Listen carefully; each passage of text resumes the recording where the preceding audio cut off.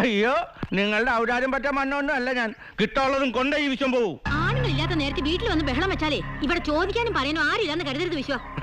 എനിക്കറിയാം നിങ്ങൾക്കൊക്കെ ചോദിക്കാനും പറയാനും ആൾക്കാരുണ്ടെന്ന്. പക്ഷെ ഞാൻ വന്നതേ അതിന്റെ കണക്കെടുപ്പിനല്ല, എന്റെ കുടുംബത്തിലേക്ക് കിട്ടാനുള്ള വാങ്ങിക്കാനാ. നിങ്ങൾ അവളെ വിളിക്കേ, ബാക്കി ഞാൻ അവളോട് പറഞ്ഞോളാം. പറയാനുള്ളതെല്ലാം നീ പറഞ്ഞല്ലോ, ഞാൻ കേൾക്കുകയും ചെയ്തു. കുഴപ്പത്തിൽ നിൽക്കാതെ പോ വിശ്വ. ഓ പിന്നെ ഇത്രയും ദൂരം ഞാൻ വന്നത് വെറുതെ അങ്ങ് പോകാനെന്ന് കരുതിയോ? നിങ്ങൾ അവളെ വിളിക്കേ. എന്താ എന്താ പ്രശ്നം? താനാരാ? ഇത് ഞങ്ങളുടെ കുടുംബക്കാരിയാ, നിങ്ങൾ ഇതിനകത്ത് ഇടപെടണ്ട. Okay, I'm sorry. പെണ്ണുപിള്ളേ, എന്റെ സ്വന്തം അനിയനാ നന്ദു. അവന് പറ്റിയ ഒരേ ഒരു അബദ്ധമാണ് ഇവിടെ ഒന്ന് സംബന്ധം കൂടിയത്.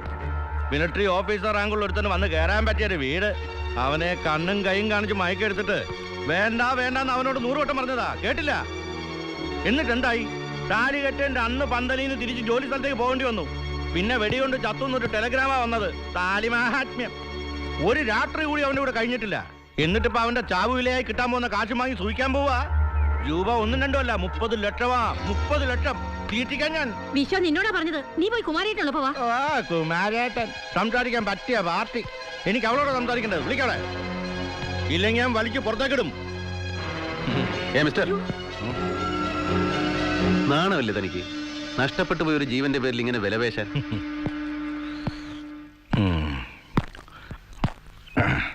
ഇവനാണ് അവളുടെ പുതിയ സംബന്ധക്കാരൻ, അതോ നിന്റെ രഹസ്യക്കാരനോ?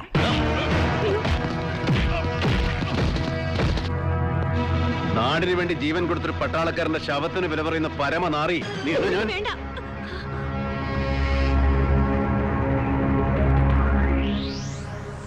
എന്തറിയാം നിനക്കൊരു പട്ടാളക്കാരനെ കുറിച്ച്? നാടിന്റെയും നാട്ടുകാരുടെയും സുരക്ഷയ്ക്ക് വേണ്ടി സ്വന്തം സുഖങ്ങളെ മറന്ന് ജീവൻ പണയം വെച്ച് കാവലിരിക്കുന്നവനാ ഓരോ പട്ടാളക്കാരനും. അവസാനം വെടികൊണ്ട് ചാവുമ്പോ ആഘോഷമായിട്ട് ശവസംസ്കാരം നടത്തി വീരമൃത്യുവിന്റെ കടം വിട്ടും സർക്കാർ. ആ ചൂടാറുന്നതിന് മുമ്പ് തുടങ്ങും ബന്ധുക്കള് അവന്റെ ജീവന്റെ വിലയ്ക്ക് വേണ്ടി കടിപിടി കൂടെ. ഇവിടെ ചിലരൊക്കെ സഹായക്കാരായിട്ട് ചുറ്റിക്കറങ്ങുന്നുണ്ടെന്ന് കേട്ടിരുന്നു. അത് നമ്മളാണല്ലേ. ആളെ ഇപ്പോഴാ മനസ്സിലായത്. ധൈര്യമായിട്ട് മുട്ടിക്കോ, അവൻ തൊട്ടിട്ടില്ല, ഫ്രഷാ.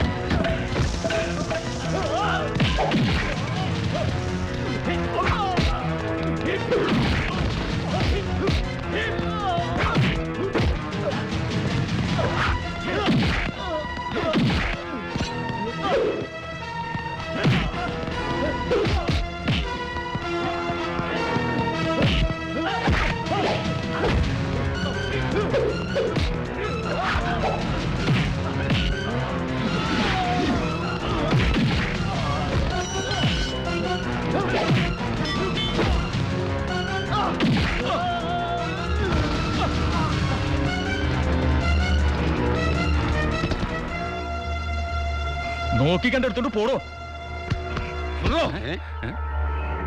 ഇവന് കിട്ടിയത് പോരാ.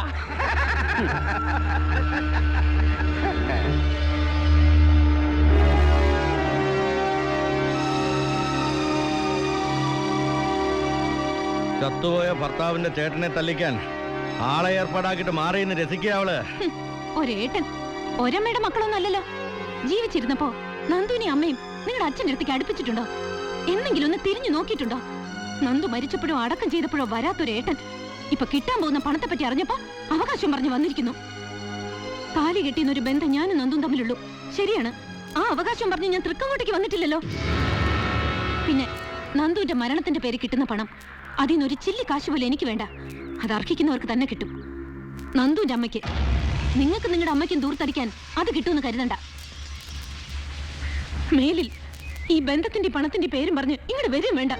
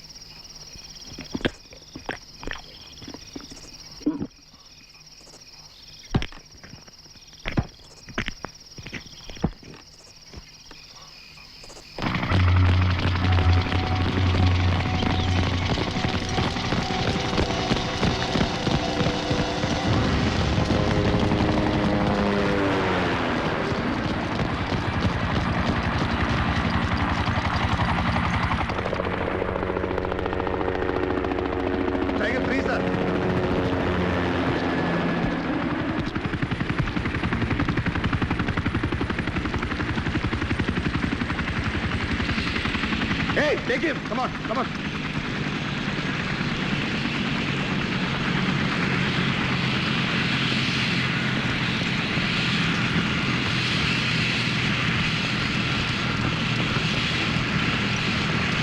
Give it to headquarters. Okay? Quick.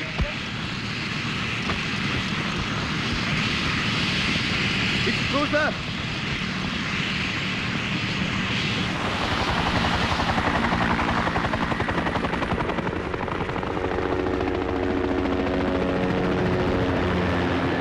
വിജയകരമായ ഒരു അറ്റാക്കിന് ശേഷം ഞങ്ങളിപ്പോൾ അടുത്ത മൂന്നുള്ള ഓർഡറും വെയിറ്റ് ചെയ്തിരിക്കുകയാണ്. പല്ലും നഖങ്ങളും മറച്ചു വെച്ചിരിക്കുന്ന ഒരു യക്ഷിയെപ്പോലെ സുന്ദരമാണ് ഈ സ്ഥലം. പ്രിയപ്പെട്ട വിമല, അടുക്കും മുമ്പേ നിന്നെ വിട്ട് പോരേണ്ടി വന്നെങ്കിലും മനസ്സ് നിന്നെ ചുറ്റിപ്പറ്റി അവിടെ തന്നെയുണ്ട്. താൻ എനിക്ക് വേണ്ടി പ്രാർത്ഥനയിലായിരിക്കുമെന്നറിയാം. നമ്മുടേത് മാത്രമായ നിമിഷങ്ങൾക്കായി കൊതിയോടെ കാത്തിരിക്കുന്നു എന്ന് നിന്റെ മാത്രം നന്ദു.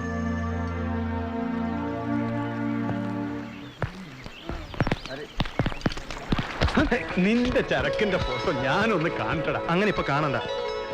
സാറില്ലടാ, നീ എൻ്റെ കാര്യം ഒന്ന് ആലോചിച്ച് നോക്ക്. ഭാര്യയുടെ പ്രസവം അറിഞ്ഞിട്ടാണ് ഞാൻ ലീവിന് പോയത്. മാസം തികയാതെ അവൾ പ്രസവിച്ച് കുട്ടിയൊന്നും എടുക്കാൻ പോലും പറ്റാതെ ഇൻക്യുബേറ്ററിൽ കിടക്കുന്ന കണ്ടോണ്ടാ ഞാൻ പോകുന്നത്. ഇതൊക്കെ നമ്മൾ പട്ടാളക്കാർക്ക് പറഞ്ഞിട്ടില്ലടാ. താലി കെട്ടിയതേ ഉള്ളൂ പീറ്റേട്ടാ. പന്തലിൽ നിന്ന് ഇറങ്ങി പോന്നതാ. അവളെ ശരിക്കൊന്ന് കണ്ടത് കൂടിയില്ല. नंदू सच आराम का समय खत्म. अगला जगह के लिए Yes, sir.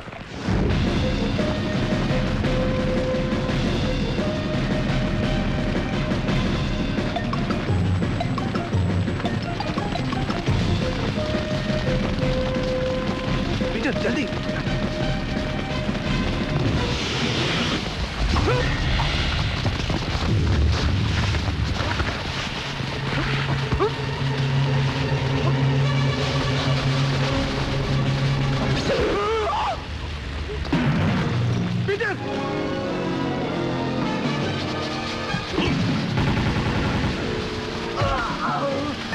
चारों तरफ देखो, अपने अपने पोर्शन ले लो. जल्दी चल.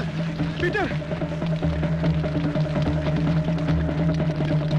पीटर पीटर सर पीटर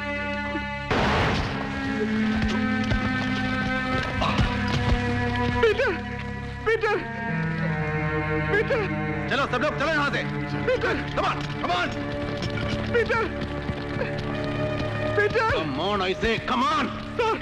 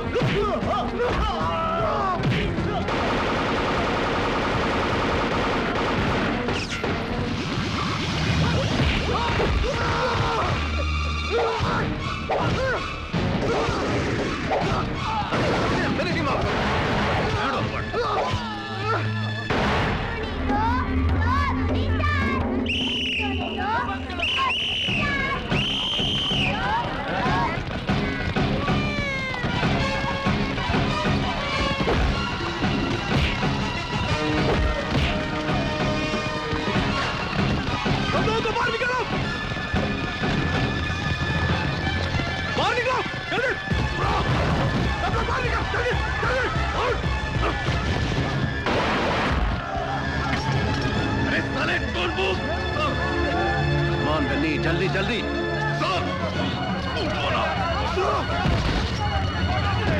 बोल, इसके साथ वाला बाकी हरामी कहाँ है? जल्दी बोल, नहीं तो सबको गोली मार के उड़ा दूंगा।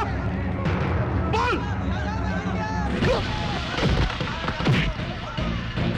अबे वो लंगड़े, तू तो बोल, नहीं तो तेरी दूसरी टांग भी तोड़ दूंगा। बोल। Hey, stop later. Copper for Tiger. Target engaged. 2 border kill. 1 casualty 1. Operation still on. Detailed report follows. Over. बोल। नंदू, छोड़ो उसको. अपने आप को संभाल करो. Alone ചെയ്യരുത്. മാറുക. No, ഇവർക്കറിയാം അവന്മാർ എവിടെ ഒളിച്ചിരിക്കുന്നെന്ന്. നമ്മൾ ദേ കടിച്ച ഇവറ്റകൾ വായ തുറക്കില്ല. രണ്ടെണ്ണത്തിന് നെറ്റി ഒളിച്ച ഇവളുമാർ സത്യം പറയും. നന്ദു, നിരായുധരെ വധിക്കാനും ആക്രമിക്കാനും നമുക്ക് അധികാരമില്ല. उन लोगों को कहां छुपा के रखा है? मैं आखिरी बार बोल रहा हूं, नहीं तो इसको गोली मार के उड़ा दूंगा।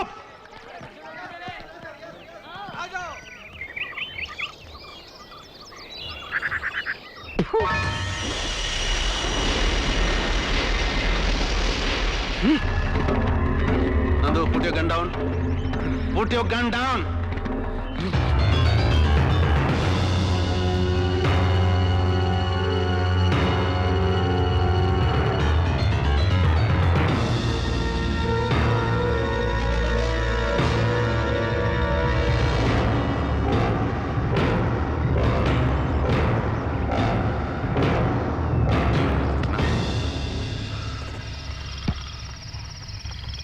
സമയം ഒരുപാടായി. നീ വയ്ക്ക. പിന്നെ എന്താണ്? വല്ലാത്തൊരു ജീവിതമാണ് നമ്മൾ ഈ പട്ടാളക്കാരുടെ. ജീവിതത്തിൽ ഒരിക്കൽ പോലും കണ്ടിട്ടില്ലാത്തവരെ ശത്രുവാണെന്ന് മനസ്സിൽ വിചാരിച്ച് വെടിവെച്ചു കൊല്ലുന്നവർ. അവരെ കൊന്നുകൂട്ടിന് കിട്ടുന്ന വീരശൃംഖലകൾക്കൊന്നും പട്ടാളക്കാരന്റെ മനസ്സിൽ തീയണക്കാനാവില്ലടാ. ജീവന്റെ അവസാന തുടിപ്പിലും ദയനീയമായി നോക്കുന്ന കണ്ണുകൾ ഞാൻ കണ്ടിട്ടുണ്ട്. അതിലൊന്നൊരു ശത്രുതയില്ല, പകയുമില്ല. ഏത് വേഷം കെട്ടിയാലും എവിടെ പോയി ഒളിച്ചാലും നിമിഷ നേരം കൊണ്ട് കൺമുമ്പിൽ തെളിഞ്ഞു വരും. വിടില്ല, ജീവിതാന്ത്യം വരെ വിടില്ല. അണ്ണാ, സമയം ഒരുപാടായി, നമുക്ക് താഴെ പോവാം. നീ എന്നെ സമയത്തെ കുറിച്ചൊന്നും പഠിപ്പിക്കണ്ട. അതോ ഞാൻ വല്ല മദ്യവെച്ച് മതോന്മത്തനായിന്ന് വല്ല ധാരണയുണ്ടോ നിനക്ക്? അതല്ല അണ്ണാ, വാ. നീ വയ്ക്കോ, ഞാൻ ഇന്ന് മുഴുവൻ ഇവിടെ ഇരിക്കാൻ പോവാ. അണ്ണൻ വാ. വയ്ക്കോടാ. Good night.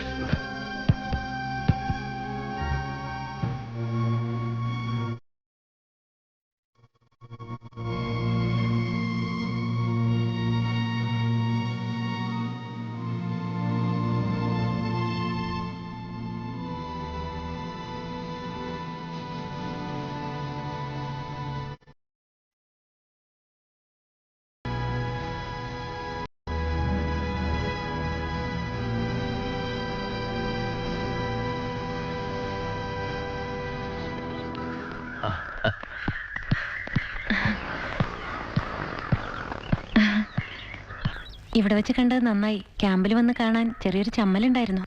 ഇന്നലെ ഒരു സോറി പോലും പറയാൻ പറ്റിയില്ല. അയ്യോ, അതിന് മാപ്പ് ചോദിക്കേണ്ടത് ഞാനല്ലേ?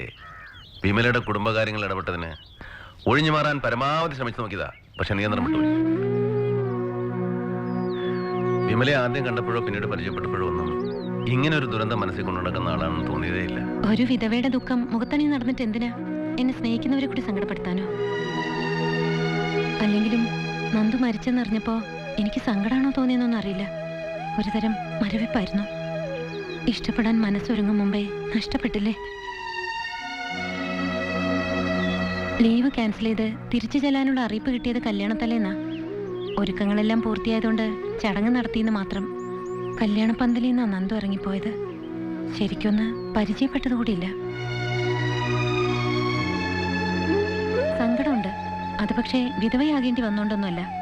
നന്ദുവിന് സംഭവിച്ച ദുരന്തത്തിന് കാരണം എന്റെ നിർഭാഗ്യമാണല്ലോ എന്നോർത്തിട്ടാ. ഒരു ദുരന്തവും ജീവിതത്തിന്റെ അവസാനമാകുന്നില്ല. അങ്ങനെയാണെങ്കിൽ ഹിരോഷിമയിലും നാഗസാക്കിലും പിന്നെ ജീവിതമേ ഉണ്ടാകാൻ പാടില്ലല്ലോ. എല്ലാം അവസാനിച്ചൊന്ന് കരുതുന്നിടത്ത് വീണ്ടും പുതിയ പ്രതീക്ഷകളുണ്ടാവും. വരട്ടെ, 1-2 അടുത്തൂടി കളക്ഷന് പോകാനുള്ളതാ. ശരി.